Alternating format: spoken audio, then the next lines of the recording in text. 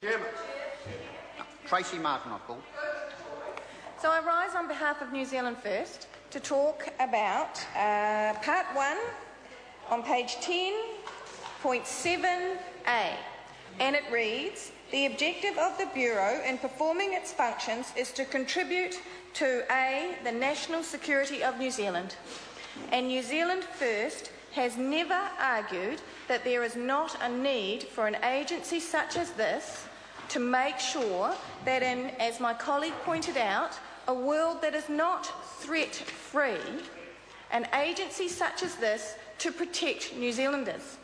And the conversation has always been from New Zealand First about the oversight, so that the agency itself, the Bureau itself, doesn't suffer from what is called invisible man theory. The invisible man theory is that if you think you can get away with something because nobody will see you, then it is highly likely that you will try it. And I beg your pardon, sir, it is highly likely that another human being may try it. We should not forget, and I think I'm pleased that Mrs. Tolley raised 2 or 3 points in her speech. The first one is around the playing of politics.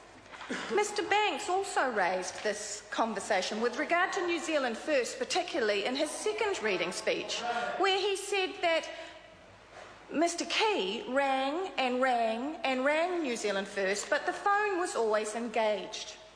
That is palpably false, sir. New Zealand First reached out to the National Party and said, "We understand this is about our country's security. We want to participate constructively in this conversation, but our calls were never returned." They chose not to actually come across and try and work with the full Parliament in this way for the benefit of this nation. So let's make that 100% clear and put that on the record, that the politicking is not from this side of the House. The other thing Ms. Tolley talked about was that the New Zealand public was confused. Apart from being incredibly arrogant and insulting to most of the New Zealand public, if the New Zealand public is ill-informed, which, as Mr. Key has been on record saying, around this bill, then they are ill-informed because of the manner that this bill has been pushed through this Parliament. That's right. There has been not enough time given to the New Zealand public to truly understand this legislation then, and let me say that perhaps, let's just say that the Attorney-General is 100% correct in everything he says. Let's just assume that. Let's assume that. I know it's unlikely, but let's assume it.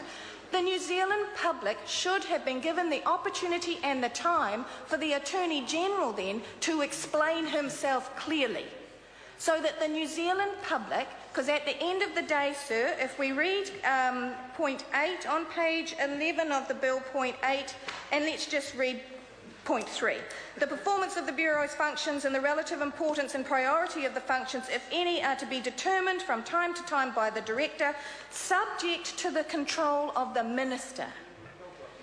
There is a lack of trust currently in the country around the oversight of the Minister with responsibility for this agency. And there needs to be a truly deep conversation with the public of New Zealand to regain that trust. The Electoral Commission was in my office recently, sir, where we had a conversation about how can we encourage New Zealanders to continue to participate in democracy, continue to come out and vote as numbers drop lower and lower.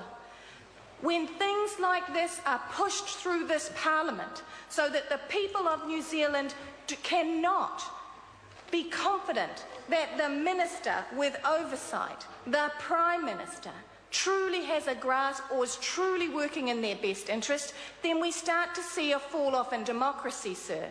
That is why New Zealand First has placed an SOP on the record in an attempt to gain some of that trust back for the New Zealand people, an independent body, that when warrants are issued, the warrants must be shown to them after a certain period of time and must be reviewed, that their purpose for the reason they were given is truly what is being enacted.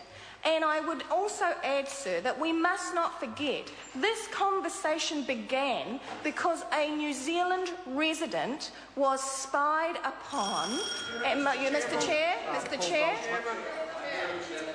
Be now put. Honourable David Cunliffe. Thank you, Mr. Chairman.